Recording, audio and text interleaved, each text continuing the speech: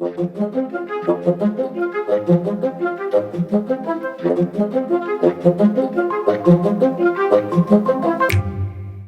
hi guys, welcome back to the Endurance Podcast. I'm very excited to say we've got a special guest this time, Tina Gorsek, and that's someone who Tim knows pretty well, so I think we'll hand over to Tim to do the introduction.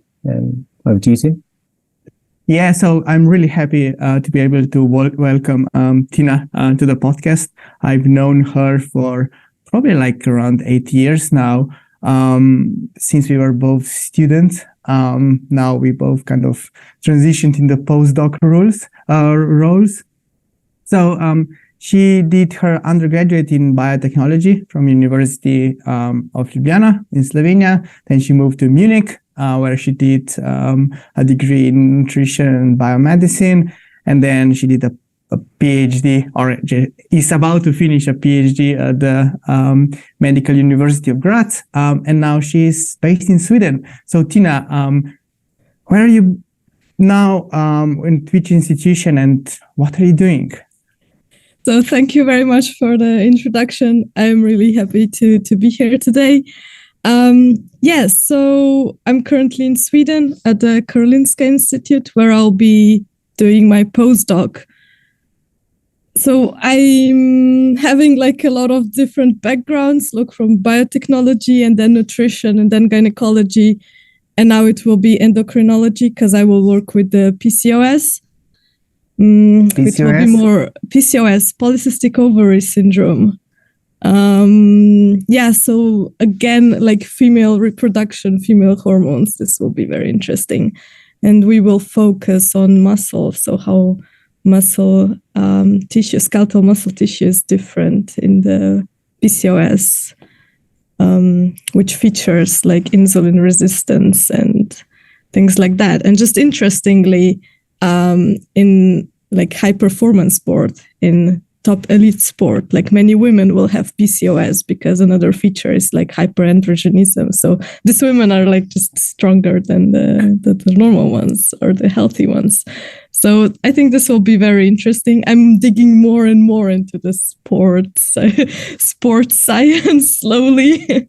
But yeah, definitely Sweden is a very interesting place so far.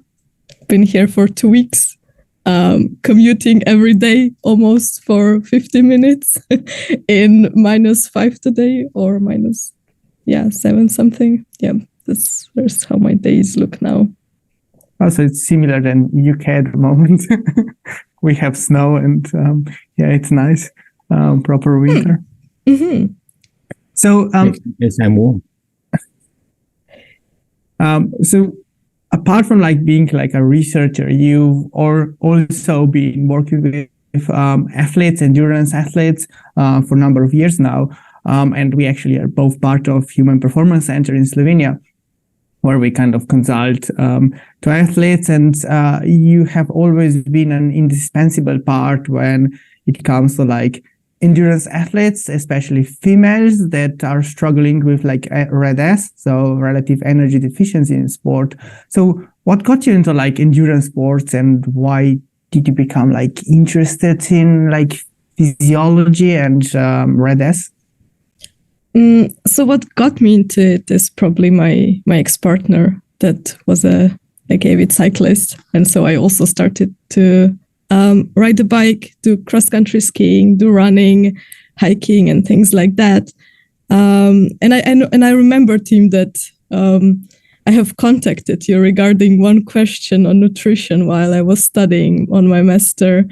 And I think we then started talking about like female physiology, because it became like sort of at that time a bit more like a big question mark topic in a nutritional research, and then also like about like sports physiology. So we were discussing a lot about how things might be different and how hormones might influence that and stuff like that. And regarding the REDs, it's more like a personal experience, because once you start to learn more about nutrition, once you start training more, like for cycling events or just longer cycling trainings, you notice that if you do not fuel properly, you will soon start losing weight or not feel that well. So I went through this stage, and then it was just like very interesting how to come back to the healthy state, what to eat, how the body functions under starvation. And yeah, so reading a lot of this, like papers on this topic. And then a few years later, we started to apply this to our clients, right? So I think this would be it. So it's all about self-experimentation, right? Yeah, I mean, like we're a researcher, right? You have to do it like on yourself so that you're for sure, even though this like n equals 1, but still like you want to see what those people experience, or at least you can then relate to them once you're helping them. Like, okay, I went through this, like this is how it feels and this is how it shouldn't feel. But like we are now talking about like elite athletes and endurance athletes, but I must say that like majority of my clients would be just mundane people that go to gym, that try to diet, that try different diets or try to lose some weight, or have PCOS and then end up in this strict diet regimen, which sort of is kind of disordered eating or eating disorders. And this is also one thing that I am then also a bit more specialized in, and also collaborate with other clinics that deal with eating disorders and stuff. So this would be like kind of the topics that I would cover in my coaching. Cool. So, Tom, do you want to start with the first like real question, or? So, in my experience, you often hear about riders, cyclists, and other endurance athletes having sort of sudden improvements in performance when they've lost X amount of weight, and that's certainly the case in some points. What's per kilo is very important. Well, you hear about less, but what I've seen quite a bit is when people actually put on a bit of weight, get stronger, get more powerful, and see a big improvement in the performance once they've put on 5 kilos of muscle, for example. Would you think that's even more the case with female athletes who are maybe a little bit more predisposed to not eating enough, not being as sort of strong? Yeah, so like one feature of RED-S would be that like it's called low energy availability, where our body is not fueled enough to do the regular daily task and training, right, in endurance sport. And once we start to feed those athletes, like if they're in the low energy availability state, they will not have enough glycogen in their muscle. They will not have enough liver glycogen and things like that. And so these people cannot really perform well because they are constantly kind of tired and their muscles are constantly kind of empty. Even though probably because of the like hormonal milieu in that state, like constantly a bit higher adrenaline and cortisol, they would still kind of get the training through, or sometimes they can perform quite well. We see like athletes that have kind of borderline anorexia and they would still be very successful, which it's a kind of pain in the ass. But then after you start like refueling them with carbohydrates, right, proteins and fat, they will start to see like major improvements. Maybe not directly immediately, because of course, like the bodies, they need to recover, they need to rebuild a bit of muscle if it went that low. But later, for sure, these people that are once suffering from RED-S, they can be very successful later in their career, even though they would have more kilos. Like the strength can definitely be improved. So like, let's take an example. You get like, for instance, a client that wants to get better. It doesn't need to be like professional or elite athlete, but just like a regular cyclist or runner. So in order to improve performance, you have two options: either increase the watts or like the speed, the power, or you increase or reduce the weight, because that's basically watts per kilo. What's like coaches often like to see that, like, oh, you have a lot of opportunity to lose weight, but they think like, what is more important, and when do you start to think about the weight, and when do you start to think about the power? Because I can't imagine that very often you can increase the power at the same time as reducing weight, especially those like athletes that are not obese or their BMI is not super high. Yeah, I was wanted to say that, yeah, if they are like obese or just have like higher fat percentage, of course you can play a bit there and try to reduce that, while still kind of try to maintain, like, this is not, I think here people have to be very careful not to reduce the energy intake or the energy availability too much, especially like you have to cover the training and some basic needs. So the nutrition around training is here of great importance. But like it's a very difficult question, because if it is done properly, if the weight loss is done properly, and if you get a help to lose weight, I don't think this is necessarily a bad thing. A bad thing where when it slips out of hands, for example, like where we go into this obsessive dieting, and where this comes then with a lot of mental consequences, and just poor relationship with food then.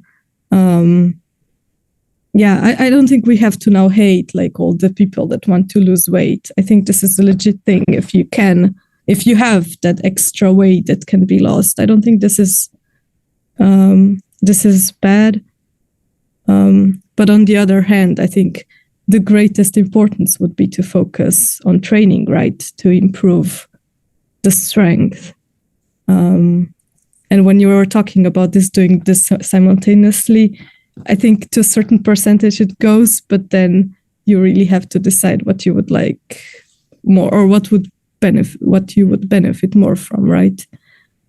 Like from my experience, and yeah, correct me if I'm wrong and if you agree. So I often deal with athletes that have a picture of Chris Froome, for instance, in mind, from Tour de France, and he's super lean, like super skinny, and obviously super strong. And they start talking to me in like January or December, and they say, well, I want to be like him, even though it's like January or it's December, whereas they don't really know how this guy or these athletes that are super lean in the summer actually look like for the rest of the season. And those athletes that I work with, they're usually younger, and they still have like a lot to gain in terms of watts, and just like even small amount of energy deficits like throughout the training days would probably impair their like performance gains.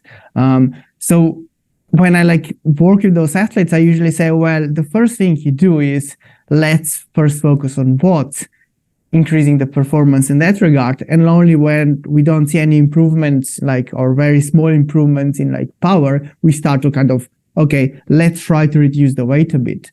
Would you like agree with this approach, or? Yeah, that's a very interesting approach. What immediately sparkled in my brain is that that our body like genetically have like a predisposition of how they would look, how much body mass they would keep, how much muscle mass they would keep, right? And I think if we try to negate this by, for example, what you said in young athletes, that you want to immediately put them on a diet just so that they won't gain so much weight, then you definitely compromise this like wattage that you could gain.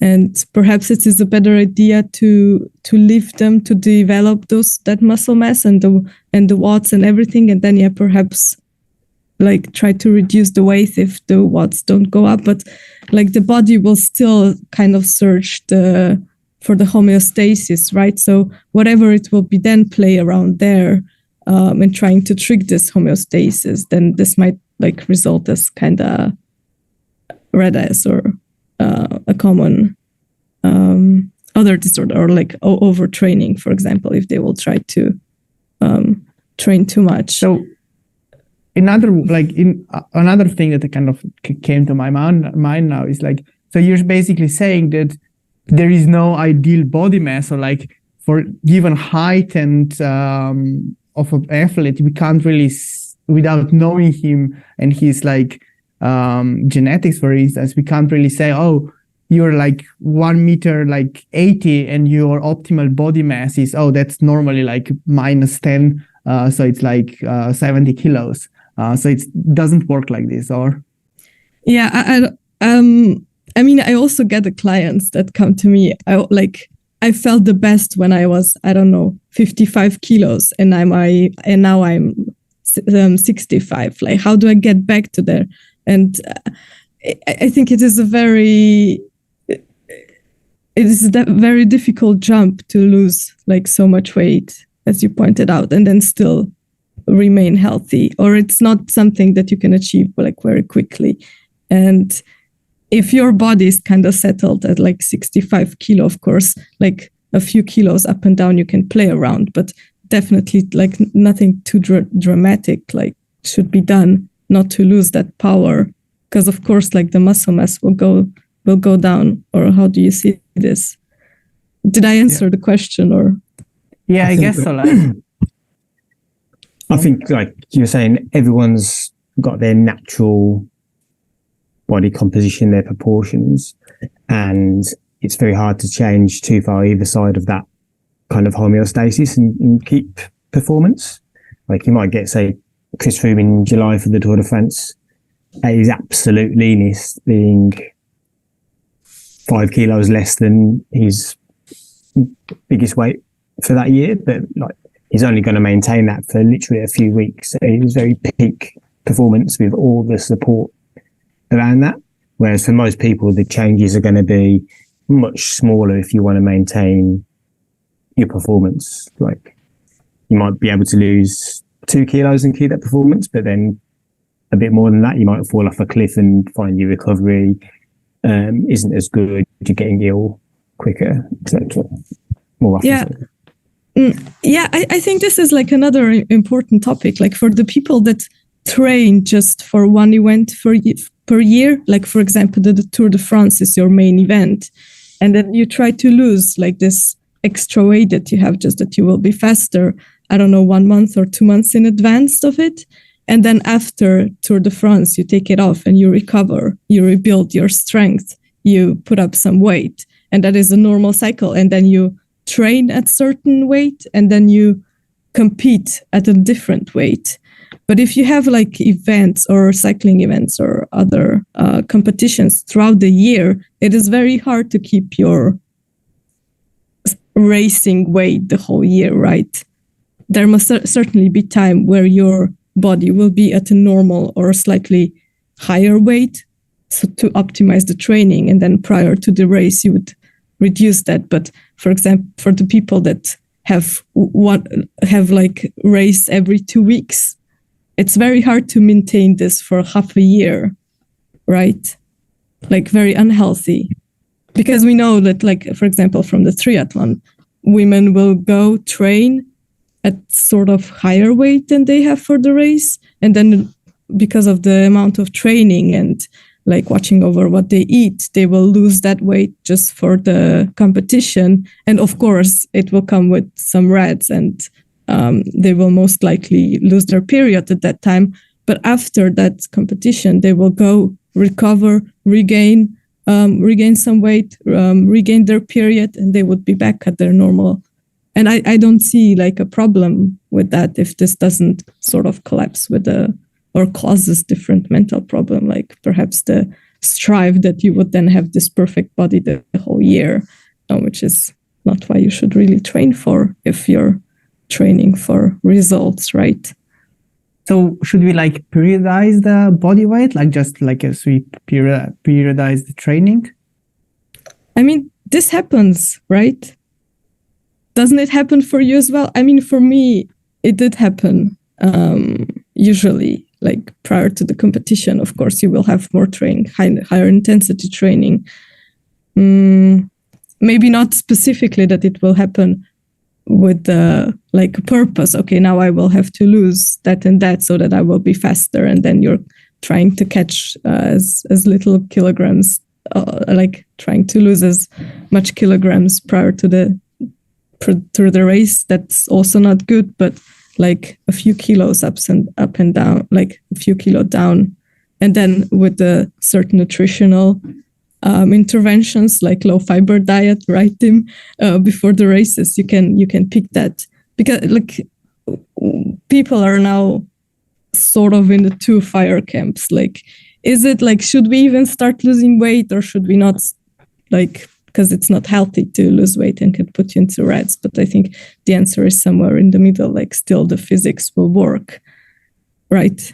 Like the force of gravity, and this has an influence. But that doesn't mean that we would have to like lose a lot of weight or something just to be successful. So like for like amateur riders that are like concerned and about like performance, and they actually probably start racing like in May or like June, should they be concerned if they like are like 3 kilos over their like racing weight at the moment, like it's December now? Or should they like try to not eat during the Christmas and hold themselves back and try to stay as lean as possible? What's your take on this? Yeah, I think in like amateur athletes, they have a different problem, right? We know about it. Like, they can even hold back now at the Christmas, not eat.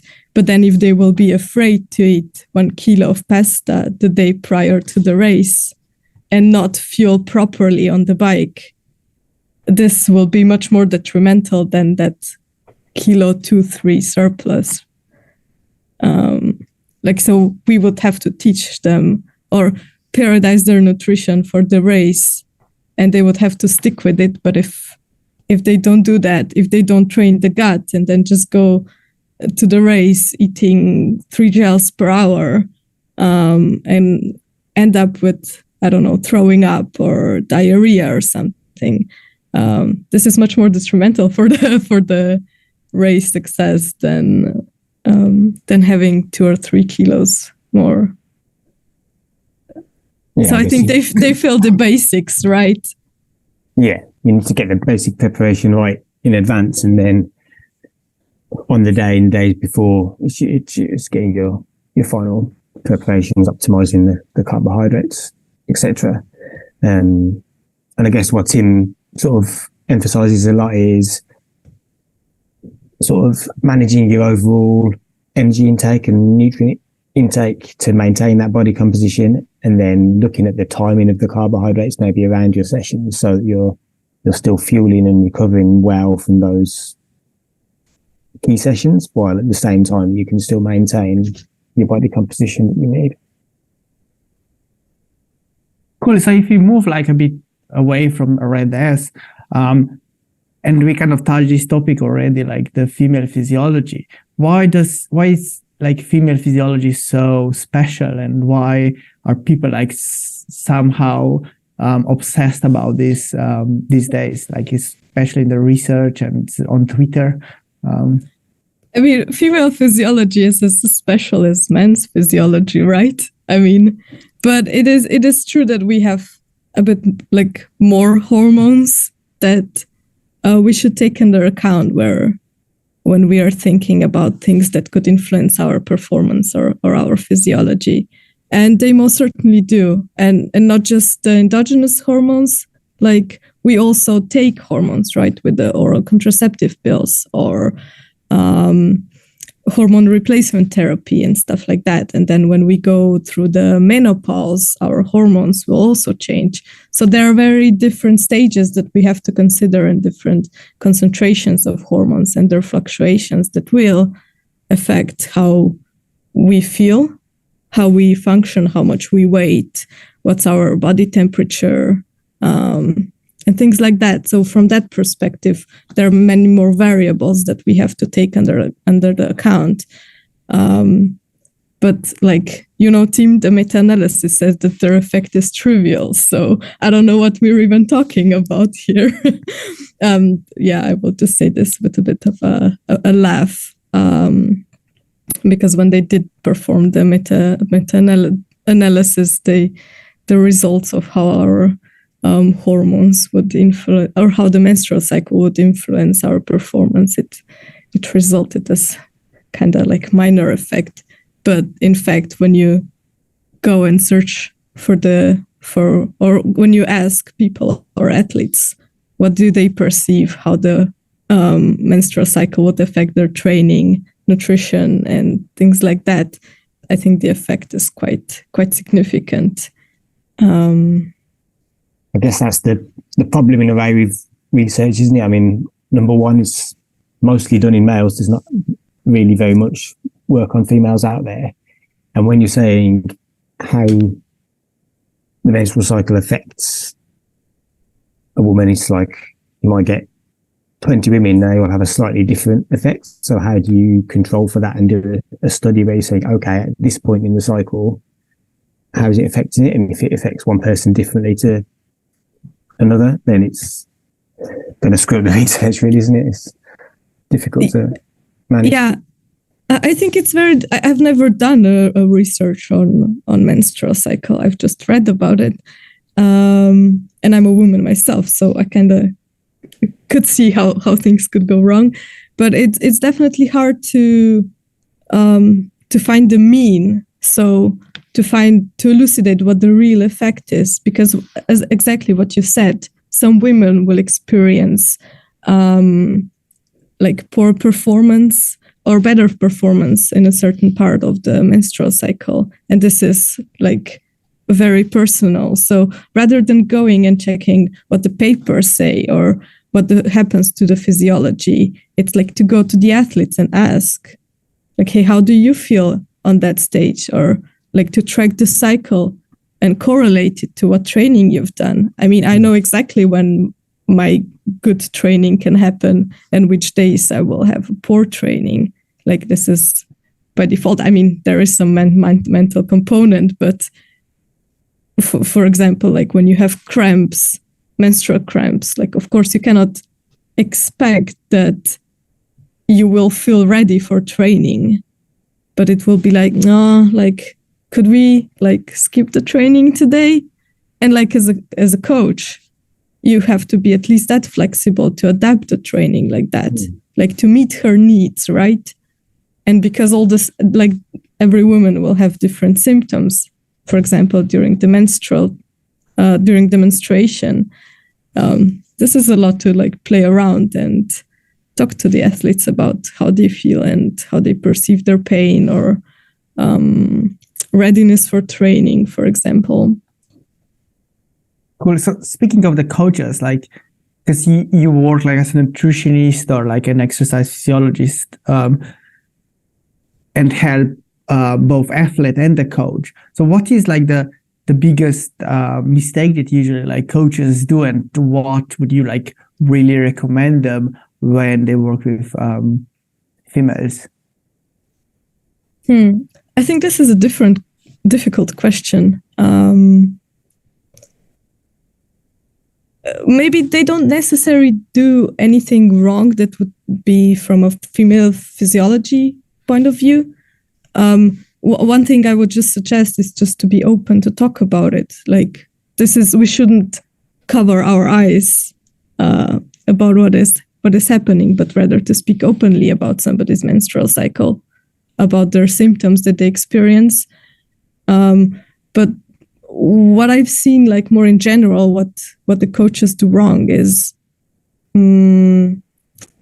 like prescribing their athletes nutritional advices where they really shouldn't. I think this is, in regards to female physiology, something that many coaches often do. What about like knowing whether they have a regular period or they are on the pills? Should this information be like something that it should be discussed with the coaches and like so that they are aware of it, or is this like a topic that they shouldn't ask an athlete about?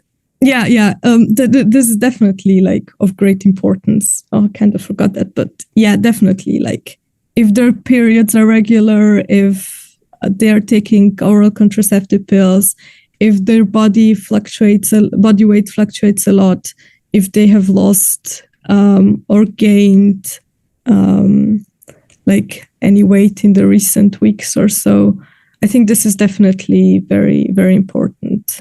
Like aside from knowing their health status, regular checkups, blood checkups, yeah, for sure.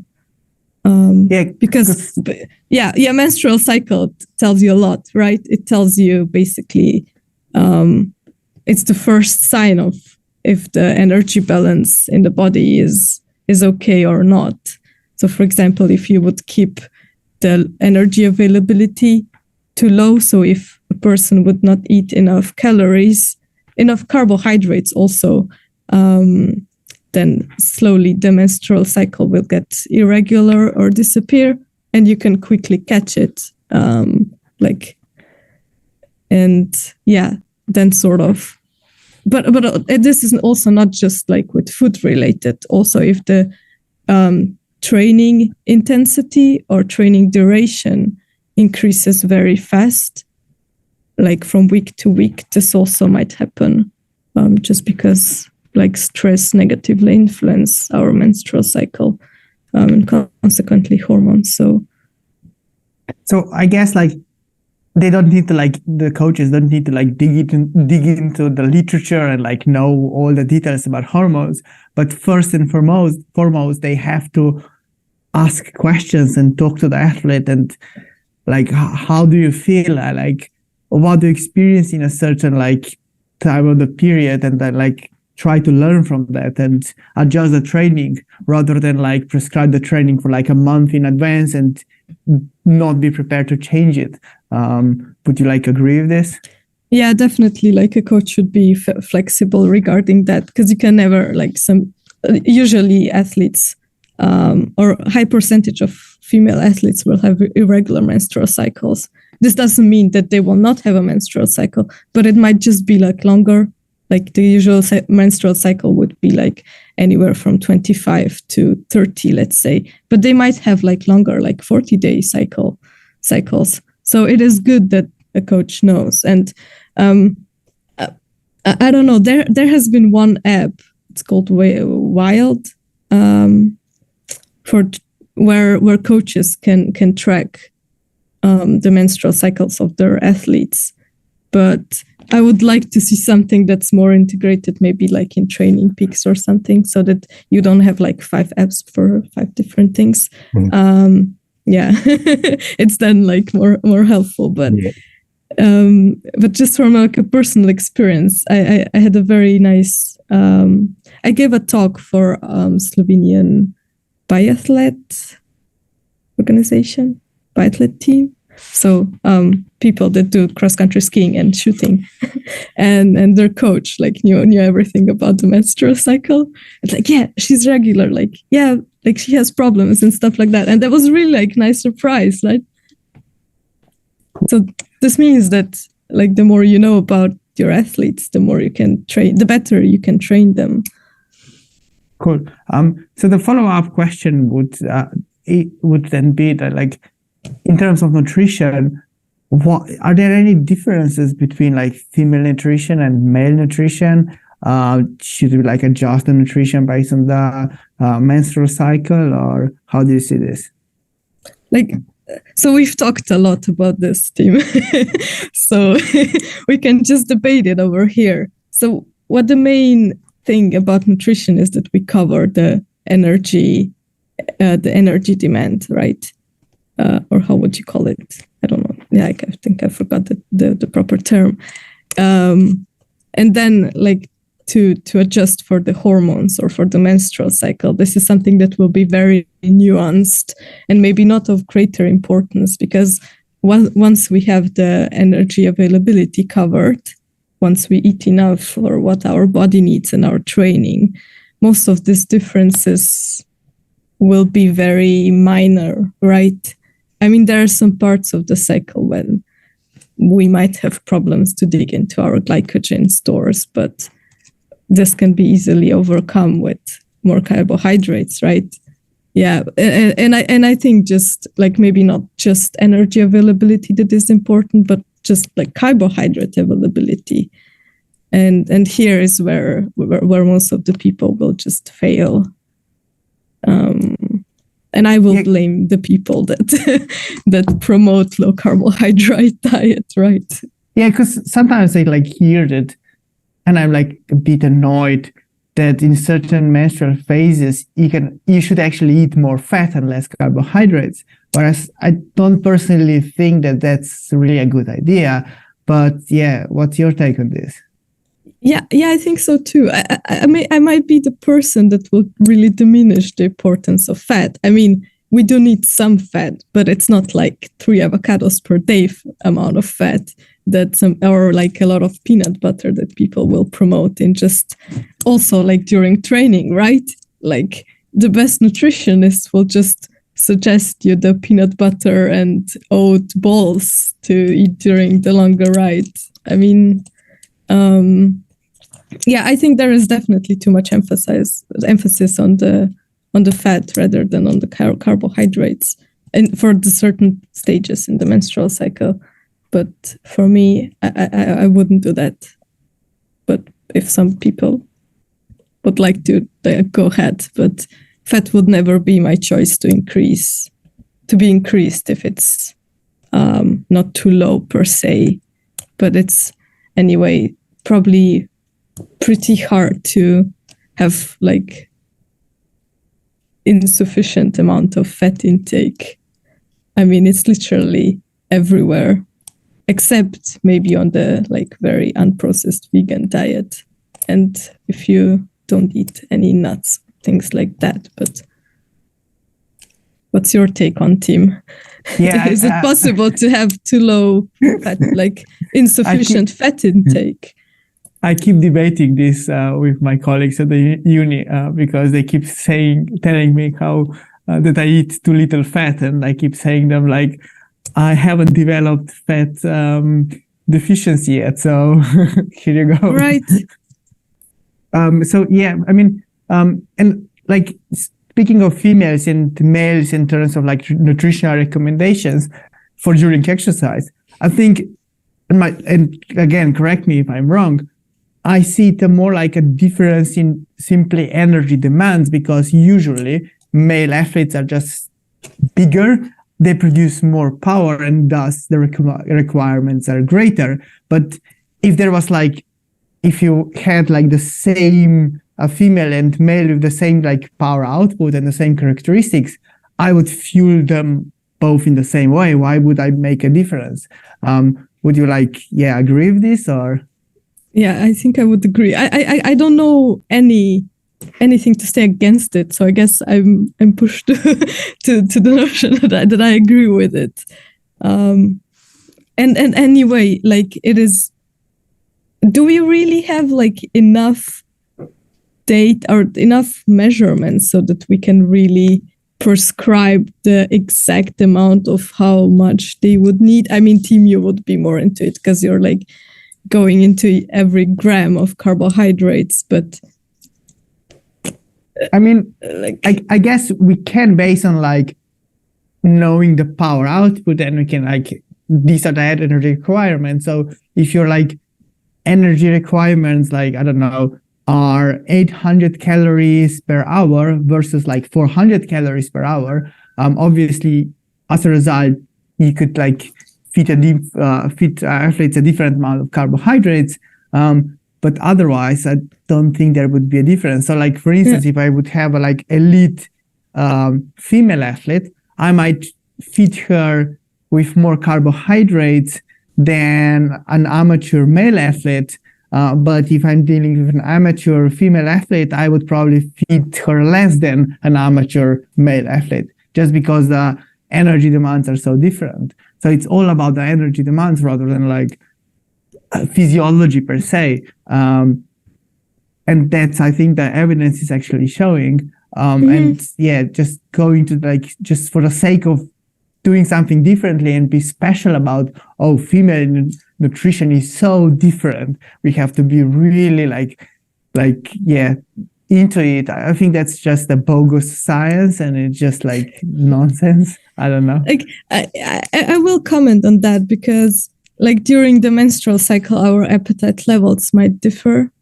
So it might happen that in your case, if you would prescribe all the time the same thing, maybe prior to the period, they will start telling you, hey, I kind of need to eat more, or I kind of feel lousy or something. And maybe they will just go and eat without listening to the recommendation, or they will have some special food preferences in that point. That I could believe. But probably once you have the carbohydrates covered, I don't think this will have done any difference, or there will be any difference. Yeah, so it's not all about, it's never all about the numbers. It's always about psychology, and I keep saying that. Also, yeah.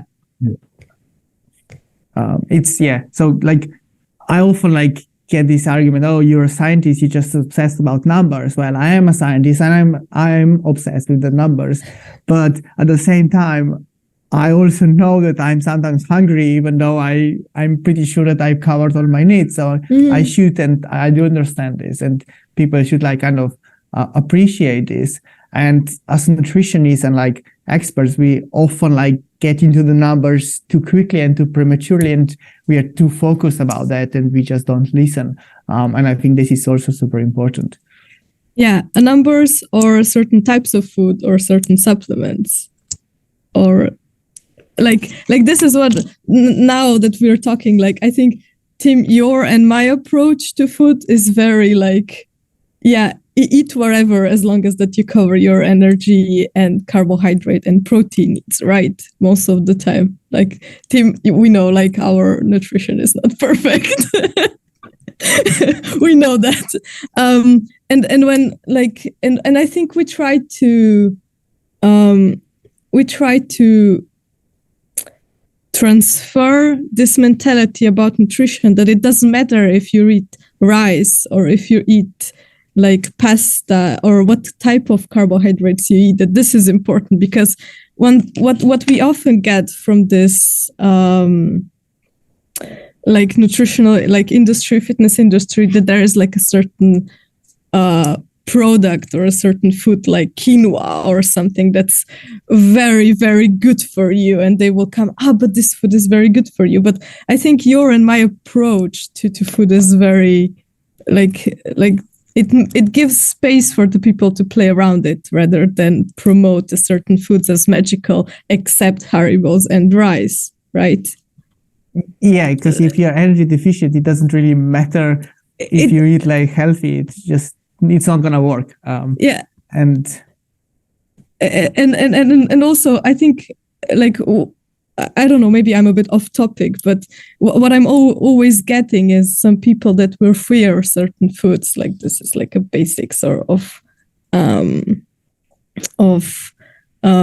disordered eating, and then they eat bread with jam and some, I don't know, peanut butter, but they're afraid of pancakes.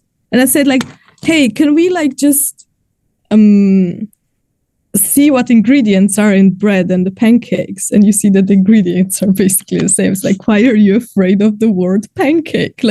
Why wouldn't you eat them? So and this goes back to how we preach about food. The ingredients don't really matter that much, as long as that you cover your energy and carbohydrates, I will say, and protein intake. Maybe now I'm a bit off, but I just this popped into my mind when you said how we do we count things, and people will see this as very problematic. But in fact, what's problematic is just picking certain foods that are superfoods, or you will benefit greatly. But if you eat at least a bit more consciously, and don't pick too many processed foods, you will get all the nutrients if your energy intake is high enough or sufficient, right? I mean, certain people and certain diets will have to take care, but like this is like the basics, right, that we're preaching. So I think like it's time is up. I would really like to thank you, Tina, for coming to the podcast. And I think it kind of supported my view. I'm so happy that we're still on the same page when it comes to nutrition. But yeah, I hope the listeners will find the first guest podcast as like a good one. And I'm more than happy to invite you again in the future and talk something more about more detailed way. This one, the first episode, was more about like general one. Thanks a lot from my side. Tom, do you have something to add? Just thanks a lot for coming on board, Tina. I'll have to go back and listen to that last 10 minutes or so, because I think I missed quite a bit of it. But it was great having you on, and hope to meet you in person soon one day. Oh yeah, for sure. And please put like my Twitter and Instagram account. Oh yeah, that's always the question. But in the guest. So where can people find you? Let's do it. Yeah, down in the box below, or up there if it's on YouTube, right? So everywhere from Twitter, Instagram. I haven't been very active recently because my life is very busy, but definitely there. And if people have any questions, for sure, they can come to me, or if they need advice, I'm very much happy to help. Cool. Thank you for inviting me. This was very fun. It's always fun with Tim. So Tom, nice to have fun with you as well. Thanks for coming along.